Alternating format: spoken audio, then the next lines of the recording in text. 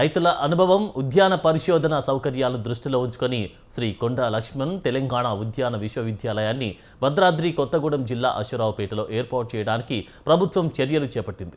కొత్త ఉద్యాన కళాశాలలను ఈ విద్యా సంవత్సరం నుంచి 30 మంది విద్యార్థుల ప్రవేశ సామర్థ్యంతో ప్రారంభించేందుకు ముమ్మర ఏర్పాట్లు జరుగుతున్నాయి. కళాశాల ఏర్పాటు ద్వారా స్థానిక విద్యార్థులకు ఉద్యాన విద్య అందుబాటులోకి రావడంతో పాటు రాష్ట్ర అవసరాలకు అనుగుణంగా శాస్త్రీయ పరిజ్ఞానం, సాంకేతిక నైపుణ్యం, క్షేత్రస్థాయి అనుభవం కలిగిన ఉద్యాన నిపుణులను తయారు చేసే అవకాశం ఏర్పడనుంది.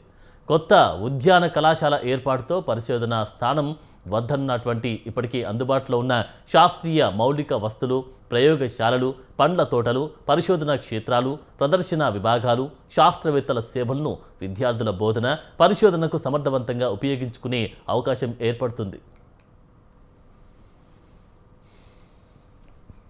అశ్వారావుపేటలో ఉద్యాన కళాశాల ఏర్పాటు చేయడం జరుగుతుంది.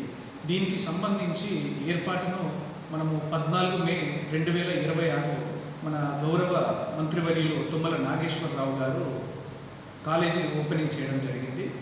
సో ఇక్కడ మన ఈ అశ్వారావుపేట ప్రాంతాన్ని తెలంగాణ కోనసీమగా చెప్పుకుంటాము. ఎందుకంటే ఇక్కడ ఉద్యాన పంటలు చాలా బాగా పండుతాయి. ఇక్కడ ఉన్నటువంటి నేలలు కావచ్చు, ఇక్కడ ఉన్నటువంటి వాతావరణం కావచ్చు, ఇక్కడ ఉన్నటువంటి భౌగోళిక పరిస్థితులు కావచ్చు, ఉద్యాన పంటల సాగుకు చాలా అనుకూలంగా ఉంటాయి. ఇప్పటికే 1,44,000 ఎకరాలలో మనకు ఉద్యాన పంటలు అనేవి సాగులో ఉన్నాయి ఈ ప్రాంతంలో. ముఖ్యంగా ఆయిల్ పామ్, కొబ్బరి, అదేవిధంగా బనానా, మామిడి, సపోటా, జీడి మామిడి, ఇలా అనేక రకాలైనటువంటి పంటలు ఈ ప్రాంతంలో పండుతాయి. అంటే ఉద్యాన పంటలు ముఖ్యంగా మనం చెప్పుకునేటివి పూల తోటలు కావచ్చు, పండ్ల తోటలు కావచ్చు, అదేవిధంగా ప్లాంటేషన్ క్రాప్స్ అంటే ఆయిల్ పాము, కొబ్బరి, అదేవిధంగా కోకో లాంటి పంటలు కావచ్చు, కూరగాయల పంటలు కావచ్చు, ఈ ప్రాంతంలో చాలా బాగా పండించడం జరుగుతుంది. అందువల్ల ఈ ప్రాంతంలో మనం ఉద్యాన కళాశాలను ఏర్పాటు చేయడం ద్వారా ఇక్కడ చదివేటువంటి విద్యార్థులకు మనకు ప్రాక్టికల్గా వారికి ఈ ఉద్యాన పంటల మీద మంచి అవగాహన నేర్పించడానికి అవకాశం ఉంటుంది.